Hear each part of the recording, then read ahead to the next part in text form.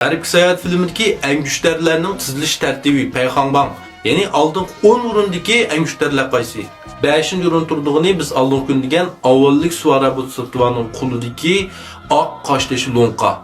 Endi bu lonqının başqalar birden bir o'xshamaydigan xislati shuki, biz degan barliq en güçlüler başqalarni o'ltirish, tutush, buzish qatorli xarakterga ega. Biroq bu qashtish lonqa en güçlüler bo'lsa, aksicha qutqizish, asli keltirish, davolash xarakterlik. Masalan, Jayuanzining odamga darixni vayron qilayotgan vaqtida hech kim amal qilolmaydi, faqat mana avvalgi suara butsat va kelib, mush en güçlüler orqali buni tirildirib turdi. Mazmunning uchib ketmasligi uchun bir tal yaxshi yurganlarni aymanglar. Bosh xarakterdagi shu filmlar qarasanglarmi avvalgi suara butsat va mush en güçlüler orqali nurg'un yaxshi ishlarni qildi. Qarasaqmi avvalgi suara genidan ayrimaydigan eng muhim en güçlerining birisi dal mushu. 4. urun turduğunu 9 tishliq tırna. Bunu hammamiz bilamiz, Jubajining jang quroli. Bu qurol asli Yurun Sultanning qo'lidagi bir en güçler bo'lib, buni Avliya peshvasi birib otash o'chig'ida 40 kech kunduz tovlatib, mana 9 tishliq tırnadan iborat bu en güçlerini yastırdı.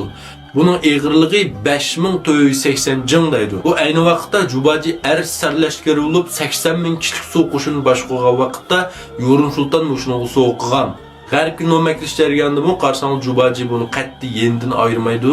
Andin Baulian'dan ko'rganlar bilish mumkin, bu Jubajining bu to'qishliq tırnısmi Sunuko'ningki gursiga o'xshash, cho'ng yalaydi, kichikli yalaydi, ba'zi texniklar Chechen tırnısı tarab qo'yishi va Jubajining nayt danliq muhim en güçlerining birisi bu.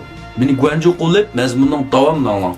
3. o'rin turduğunu hammamizga tunishliq Sunuko'ning oltin to'qliq gursi. Yani bunun ağırlığını 13500 jing deydi. Qarasaq bu uzraydı, kichiklaydi, surkilib ketsa zaxmlandirdi, qattiq tegisi o'ltirib qo'ydi. Buningki rivoyati nayt ko'p. Shunami? Hamda bu oltin to'qliq gursini Avliya peshvasi tavlagan deydi.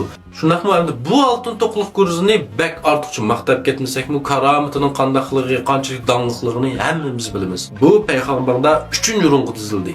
2. o'rin turduğunu Avliya peshvasining heliqi olmas belayzugi. Bunu en dastlab Sunukun Arish o'rnida ma'lumot qilgan vaqtda bir qatim ishiltidi Avliya peshvasi. Sunukuni beshiga etib Sunukuni mushu olmas belayzug orqali tutib oldi.